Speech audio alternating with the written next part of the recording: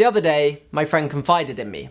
She said that she'd been feeling depressed, and worse than that, she'd been feeling incredibly alone in her situation. This struck a chord with me because not too long ago I too was feeling depressed, and I too was feeling incredibly alone and somewhat ashamed about my feelings. So I started to ask a few friends about whether they'd ever experienced depression or any other symptoms related to mental health. Every single one of them said they had, and almost all of them had never spoken to me or anyone else about it. Mental illness is a thing.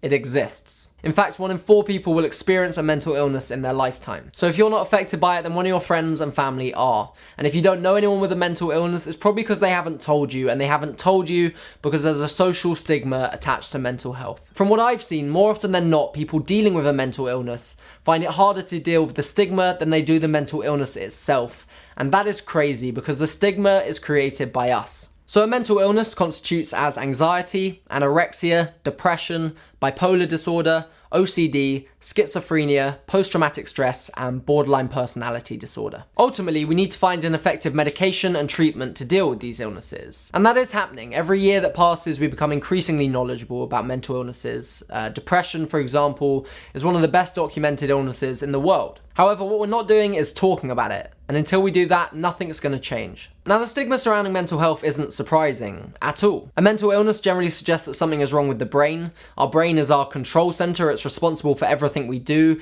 And the idea of something being wrong with the brain generally suggests that we're out of control. And as humans, we hate that idea. We hate it so much that we just don't talk about it. We sweep it under the rug and pretend that it's not there. But it is. Mental illnesses are a thing, they're real, and they're very present, and we need to talk about them. A guy called Kevin Briel put it like this: when we break our arm, everyone runs forward to sign the cast, but when we say we have depression, everyone runs the other way. Now, I'm not a doctor, but I know that my heart is an organ the same as my brain is an organ.